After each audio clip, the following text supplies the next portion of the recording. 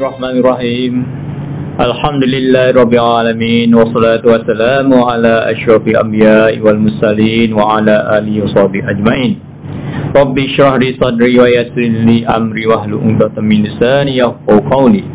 Allahumma shalli ala sayidina Muhammad wa ala ali sayidina Muhammad kama shallaita ala sayidina Ibrahim wa ala ali sayidina Ibrahim wa barik ala sayidina Muhammad wa ala ali sayidina Muhammad kama barakta ala sayidina Ibrahim wa ala ali sayidina Ibrahim fil alamin innaka Hamidum Majid. Alhamdulillah, bersyukur kita kepada Ilahi kerana masih mendapat peluang menjalani kehidupan dalam bulan Ramadan. Bulan Ramadan merupakan bulan yang paling mulia dalam agama Islam. Sudah diketahui, hari Jumaat merupakan penghulu segala hari, Sayyidul Ayyam. Jika dibuat perkiraan Isnin sampai hari Isnin, Selasa, Rabu, Khamis, Jumaat, Sabtu, Ahad, hari Jumaat terpilih sebagai penghulu segala hari, iaitu Sayyidul Ayyam. Allah memberi keistimewaan dalam tempoh seminggu itu. Hari Jumaat hari yang istimewa bagi orang Islam.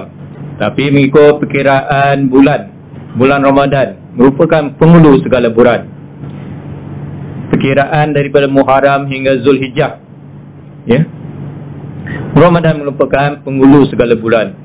Bila sebut saja bulan Ramadan dikaitkan dengan ibadah puasa, sedia dimaklumi puasa merupakan salah satu daripada rukun Islam.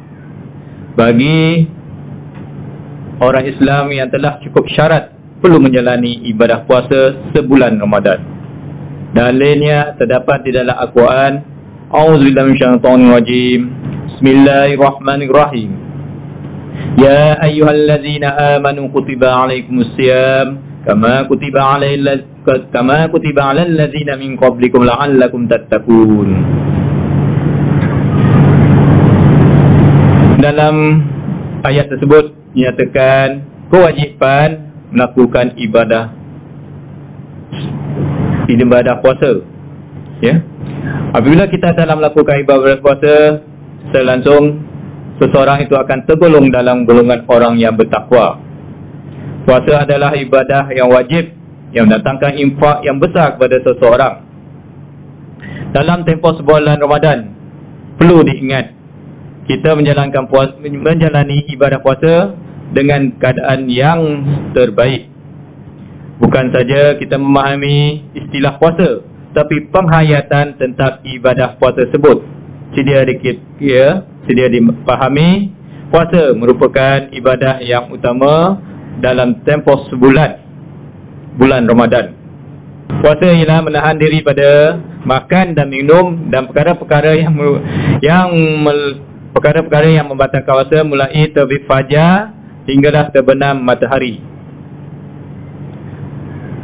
Bila dihayati di segi perkataan tersebut, di segi mana tersebut, kita sedia maklum dalam tempoh 24 jam, ya, Allah memilih masa yang tertentu untuk kita melakukan ibadah puasa. Waktu siang kita berpuasa, waktu malam kita berehat, ada kita boleh berpuasa untuk keesokan harinya. Dalam tempoh 12 jam ataupun lebih pada 12 jam kita melakukan ibadah kepada Allah SWT. Puasa adalah pendidikan kendiri, ya, secara langsung. Apabila kita berpuasa, kita mendidik diri kita, muhasabah diri kita untuk kebaikan. Pendidikan itu secara langsung, tiada orang yang boleh menilai puasa kita kecuali diri kita sendiri yang tahu keadaan kita berpuasa itu. Selagi kita melakukan perbuatan yang baik, selagi itulah puasa kita dalam keadaan yang terbaik untuk dilakukan. Apabila kita buat muhasabah, ya, perkiraan daripada pagi mulai terbit subuh, apabila ada waktu subuh hinggalah terbenamnya matahari waktu maghrib, kita melakukan ibadah itu bersungguh-sungguh, ya. Puasa dia ada ketentuan pada semua orang. Dia tak ada tempoh untuk seseorang itu, tapi ia berkait dengan umur ataupun latar belakang. Bila tiba saja bulan Ramadan, semua orang diwajibkan berpuasa. Bila kita buat pendidikan kendiri, puasa itu mendatangkan infak kepada diri seseorang agar ia dapat menjadikan dirinya orang-orang yang bertakwa, orang yang patuh dan taat kepada Allah SWT dari segi perbuatan, pertuturan, apa jua yang dilakukan dalam tempoh seharian tu. Masa pendidikan kendiri itulah yang mendatangkan infak agar dia patuh dan taat kepada Allah SWT. Apabila dibuat muhasabah,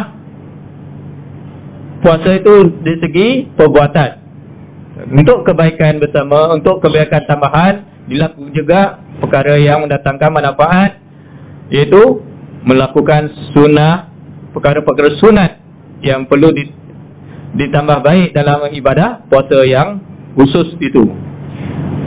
Apabila bulan Ramadan, kita tengoklah, ya, masjid dan surau meriah dengan kehadiran orang-orang yang melakukan ibadah. Bila sebut Ramadannya, keceriaan itu terselah daripada syiar Islam. Allah menentukan keadaan tersebut secara tak langsung. Apabila sebut saja Ramadan, manusia ada keinginan untuk melakukan perkara-perkara yang baik dan menjauhi perkara yang mungkar. Pendidikan itu secara langsung mendidik diri seseorang itu patuh dan taat kepada perintah Allah SWT. Dalam tempoh sebulan Ramadan, seseorang itu digalakkan bersedekah, berzikir, memarahkan tempat ibadah, melakukan silaturahim dan sebagainya. Perkara-perkara tersebut mendatangkan keinsafan dalam diri untuk menjadi orang yang beriman. Kemanisan iman itu terbit apabila perkara tersebut lahir dalam jiwa seseorang itu untuk melakukan kebaikan. Secara langsung sifat-sifat mahmudah, ya, sifat-sifat mahmudah dipraktikkan dan sifat-sifat mazmumah dijauhi.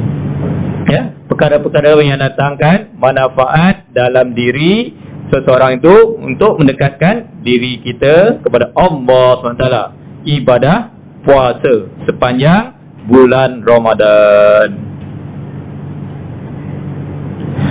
Apabila disebut bulan Ramadan, seseorang itu akan mendekatkan dirinya dengan Al-Quran, ya. Kita tahu Al-Quran merupakan sumber ilmu bagi orang Islam, kitab yang suci dan mendatangkan manfaat yang besar dalam kehidupan seseorang. Kalau kita rindu kepada seseorang, kita akan berutus kirim salam. Dalam sistem teknologi kita banyak, ya, sistem komunikasi yang dikaitkan dengan hubungan antara seseorang dengan seseorang yang lain. Tapi kalau kita rindukan Allah, banyakkanlah membaca Al-Quran. Bila kita membaca Al-Quran, secara langsung kita melepaskan kerinduan kita kepada Allah SWT. Memanglah kita tak nampak pahala itu datang, tapi secara langsung mendidikkan kendiri kita. Kita mendekatkan diri kepada Allah SWT. Selagi, ya, semakin banyak kita membaca Al-Quran, semakin utuhlah iman kita. Semakin pandailah, semakin banyaklah ilmu dalam diri kita untuk mendekatkan kepada Allah SWT, ya. Pendidikan kendiri dengan Al-Quran, ya, itu adalah satu perkara yang memberi impak positif kepada seseorang, ya, kepada anak-anak. Kita sedia maklum, dalam bulan Ramadan ada program Tadarus Al-Quran. Tadarus ini bukan saja kepada yang pandai membaca Al-Quran, tapi kepada semua, ya. Kalau tak pandai baca Al-Quran, mendengar pembacaan Al-Quran pun mendatangkan manfaat. Bacalah Al-Quran selalu, semoga Al-Quran itu menjadi teman kita apabila kita berada di dalam alam akhirat kelak. Ya, dalam tempoh sepanjang Ramadan ni, sekarang ni kita dah berada dalam fasa yang kedua, iaitu dalam tempoh fasa pertama 10 hari yang awal, fasa yang kedua 10 hari yang pertengahan, fasa yang ketiga 10 hari yang terakhir. Ya, kita ni sekarang berada dalam tempoh pertengahan. Ya, semasa kita menjalankan ibadah puasa tu, kita bersungguh-sungguh perjalanan masa yang berlalu itu akan mengingatkan diri kita peluang, ya, peluang untuk kita melakukan ibadah itu adalah ikut ketentuan kemampuan diri kita. Semakin hari banyak yang berlalu, semakin banyak hari yang berlalu, semakin kuranglah peluang kita untuk menambahkan ibadah. Sebab tu perkiraannya semakin kurang hari Ramadan tu semakin tambah-tambahlah ibadat kita pada Allah SWT. Sekarang ni dah lebih pada 10 hari kita Ramadan berlalu. Kita dalam tempoh 20 hari lagi, kita terus untuk berjuang mendekatkan diri kita kepada Allah SWT agar kita tergolong dalam golongan orang yang bertakwa. Lakukanlah ibadah dengan bersungguh-sungguh. Jangan ingatkan gaya. Ya, semakin hampir habis tempoh bulan Ramadan, dia ingat gaya. Bila ingat gaya nanti, secara langsung dia akan melunturkan semangat untuk menjalani ibadah dalam tempoh bulan Ramadan. Yang kali, bukannya kita berpusat pada puasa saja. Ibadah-ibadah lain perlu dititik beratkan. Ya, peluang kita untuk menambahkan kekuatan diri kita agar iman kita bertambah teguh. Selain itu, ibadah kita hendaklah jalinkan hubungan kekeluargaan yang baik, terutama antara anak dengan ibu bapa, hubungan adik-beradik, hubungan antara adik keluarga yang lain, termasuklah datuk dan nenek, sesiapa saja yang tinggal bersama kita. Hubungan silaturahim itu akan mencetuskan sifat-sifat mahmudah dan menjauhkan sifat-sifat mazmumah. Janganlah kita persiakan perjalanan masa dalam bulan Ramadan. Setiap masa yang berlalu itu tiada gantinya. Oleh sebab tu, kecapilah nikmat bulan Ramadan sepanjang tempoh pengakhirannya. Ya, dalam tempoh pengakhiran tu tak ada istilah Lailatul Qadar. Kalau diulaskan tentang Lailatul Qadar, banyak pengajarannya. Tapi untuk penyampaian kali ini hanya setakat melakukan ibadah puasa itu mendatangkan infak yang besar untuk pendidikan ke diri kita, dan juga kita untuk muhasabah diri kita menjadi orang yang bertakwa. Lakukan ibadah bersungguh-sungguh dan jangan lepaskan masa yang berlalu itu dengan perkara yang melalaikan, perkara yang melekakan. Ingatlah selalu, ya, selagi kita ingat Allah, Allah akan memberi rahmat dan menurunkan nikmat ke atas diri kita, insya-Allah. Sekian saya untuk kali ini. Moga kita akan bertemu di lain masa, insya-Allah. Assalamualaikum warahmatullahi wabarakatuh.